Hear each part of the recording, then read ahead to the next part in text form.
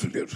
Parabéns a todos e a todas e um feliz ano judiciário para todos nós. Excelentíssimo senhor presidente do Supremo Tribunal Federal, Edson Fachin, meu caro, querido amigo Geraldo Alckmin, vice-presidente da República e ministro de Estado de Desenvolvimento, Indústria e Comércio, meu caro companheiro senador Davi Alcolumbo, presidente do Congresso Nacional e do Senado Federal, meu caro amigo deputado federal Hugo Mota, presidente da Câmara dos Deputados, ministro de Estados, ministras e ministros dos tribunais superiores, ex-ministros aqui presentes da Suprema Corte, presidente da OAB, convidados e convidadas.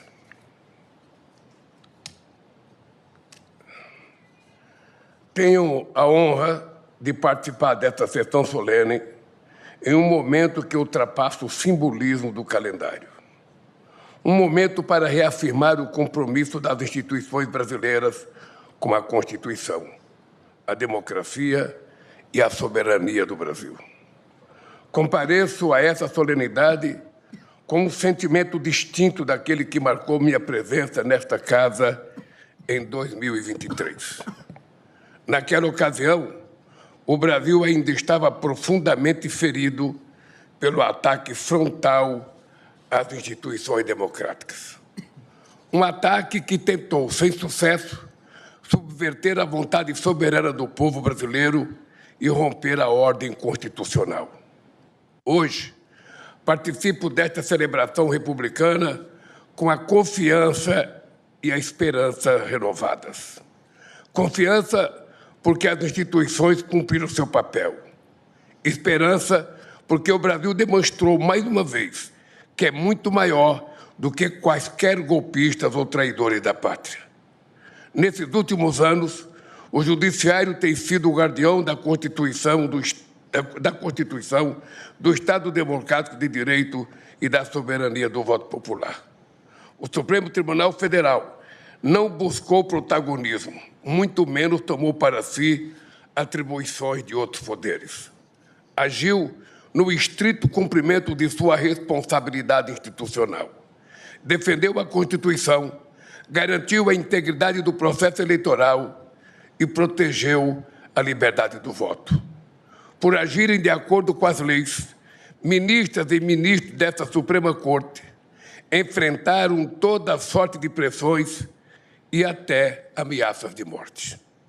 Mesmo assim, não fugiram de seu compromisso constitucional e reafirmaram que, no Brasil, divergências políticas se resolvem pelas urnas, pelo diálogo institucional e pelas leis.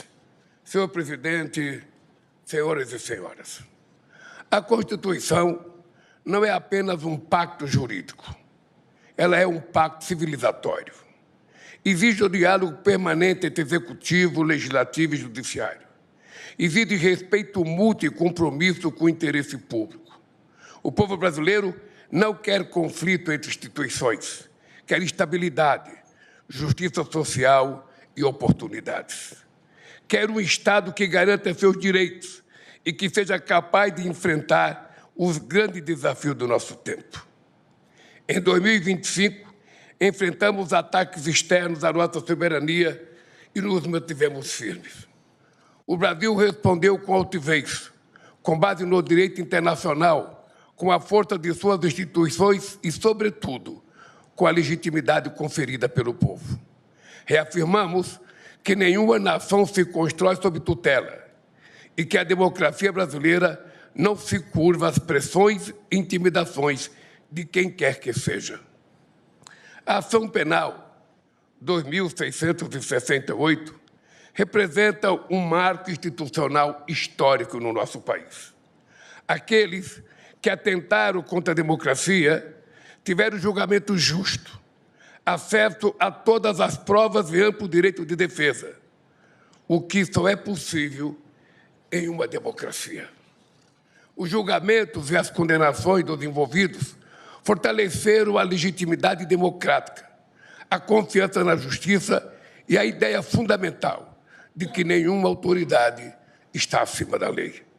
A democracia brasileira saiu desse processo mais forte, mais madura e mais consciente do seu valor. Democracia se constrói com eleições livres, mas se preserva com instituições capazes de defendê-las. Uma democracia sólida exige instituições confiáveis, mecanismos de prestação de contas e proteção contra abuso de poder.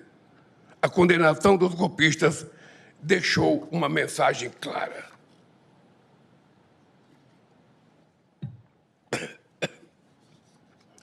Os responsáveis por qualquer futura tentativa de ruptura democrática serão punidos outra vez com o rigor da lei.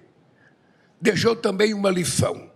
A democracia não é uma fortaleza inexpugnável, imune aos ataques de quem queira destruí-la. A democracia não está pronta, ela está em permanente construção.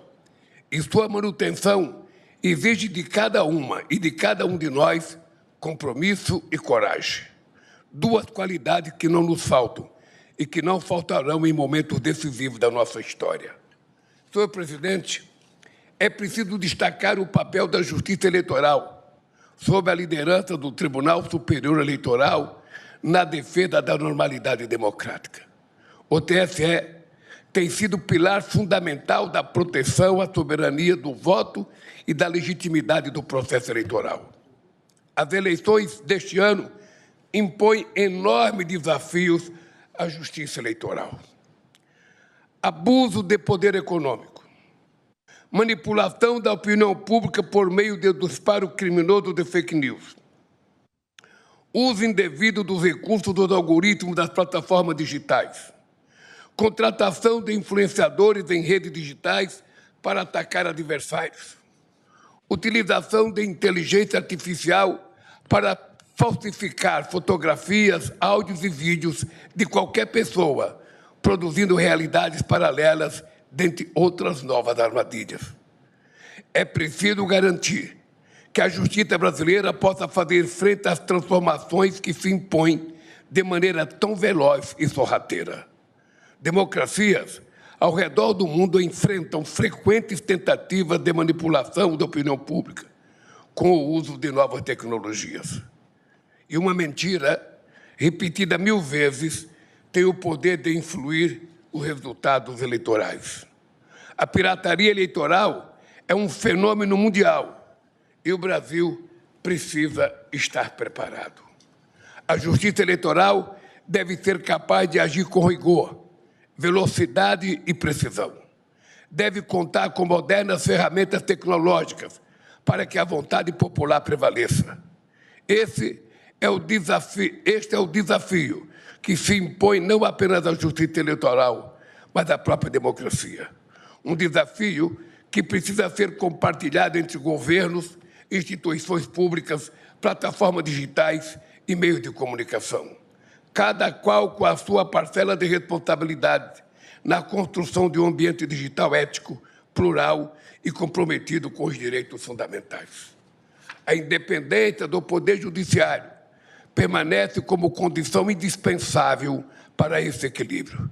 Independência que não significa isolamento, mas sim convivência institucional harmoniosa. Convivência baseada no respeito recíproco e no diálogo entre os poderes, como determina a nossa Constituição. Senhor presidente, senhoras e senhores ministros e ministras, nosso governo tem se pautado pela defesa aguerrida das instituições democráticas, pelo diálogo permanente com o STF e o Conselho Nacional de Justiça, pela construção de uma agenda que concretiza os compromissos assumidos perante a nação, a exemplo da segurança pública. O Ministério da Justiça e da Segurança Pública tem avançado no enfrentamento do crime organizado, sempre com ações integradas em cooperação com governos estaduais, sem perguntar qual o partido ou a ideologia do governador. Com a Operação Carbono Oculto, o Poder Judiciário, a Polícia Federal e a Receita Federal chegaram aos mandantes do crime organizado.